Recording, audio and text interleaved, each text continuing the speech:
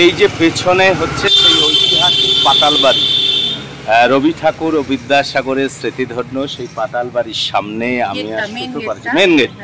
Main gate stand রোডের একদম রানীঘাট থেকে যদি আপনারা উঠে পাতালবাড়ির দিকে আসলে, পাতালবাড়ি এসে স্ট্যান্ড রোডটা শেষ হচ্ছে। ভেতরে এটা বেসরকারি প্রপার্টি, এর ভেতরে অ্যালাউ নেই যাওয়ার, কিন্তু আমরা চেষ্টা করব আপনাদের ভেতরের দৃশ্য দেখানোর। সঙ্গে থাকুন, ভিডিওটা দেখুন। চন্দননগরের স্ট্যান্ড রোড মানেই গঙ্গার হাওয়া গায়ে মেখে হেঁটে যাওয়া। এ শহরের অলিতে গলিতে রয়েছে পুরনো গন্ধ। নতুনত্বের ছোঁয়া যতই লাগুক না কেন, পুরনো স্মৃতিতে মরচে পড়েনি এক রত্তিও। সেকালের ফরাসডাঙ্গার নাম বদলে গেলেও ঐতিহ্য একই রকম রঙিন।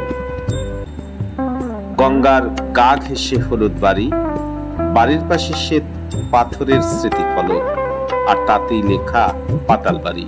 না, এটা শীর্ষেন্দু মুখোপাধ্যায়ের পাতালঘর নয়, এটা চন্দননগরের পাতালবাড়ি। রবীন্দ্রনাথ ঠাকুর, ঈশ্বরচন্দ্র বিদ্যাসাগরের স্মৃতি বিজড়িত পাতালবাড়ি।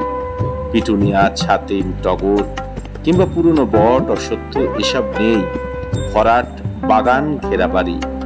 বাড়ির বাগানের গা দিয়ে বয়ে চলেছে গঙ্গা নদী। কোথাও চুন খসানো দেওয়াল, কোথাও বা শ্যাওলা ধরা আস্তরণ। ই যেন ঝা চকচকে শহরের বুকে এক চিলতে স্মৃতির অ্যালবাম।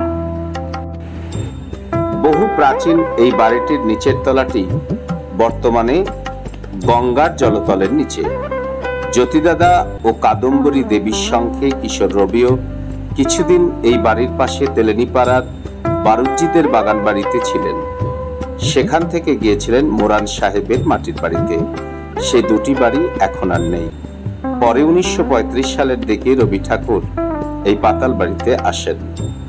আর এক মনীষী বিদ্যাসাগরও মাঝে মাঝে এই বাড়িটিতে এসেছিলেন। একবার বিধবা বিবাহ প্রচলন উপলক্ষে বেশ কিছুদিন এখানে থেকে চন্দননগরের বাসিন্দাদের সাহায্য চেয়েছিলেন তিনি।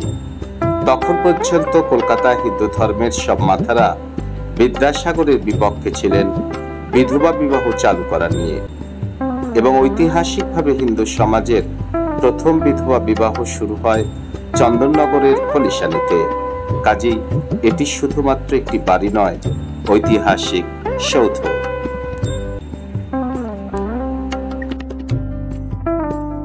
পাতালবাড়ির ভেতরে রয়েছে, পাতালবাড়ির ভেতরে রয়েছে, জাস্ট পুরো ভেতরে ঢুকিনি, ঢুকতে অ্যালাউ নেই। এটা পাবলিক প্রপার্টি, ওনাকে রিকোয়েস্ট করেছি, উনি একটুখানি বাইরে থেকে আমাদের দেখাচ্ছে আর কি। এই যে ভেতরটা, পাতালবাড়ির ভেতরটা হচ্ছে এই। আসলে বিশ্বকবি রবি ঠাকুর আর বিদ্যাসাগরের স্মৃতিচিহ্ন, স্মৃতিধন্য এই বাড়ি, সেই জন্য একটু এটাই আসতেই হয়, সেই জন্য আমরা এসছি। আর আপনাদেরও দেখালাম একটু ভেতরটা ঠিক এইরকম।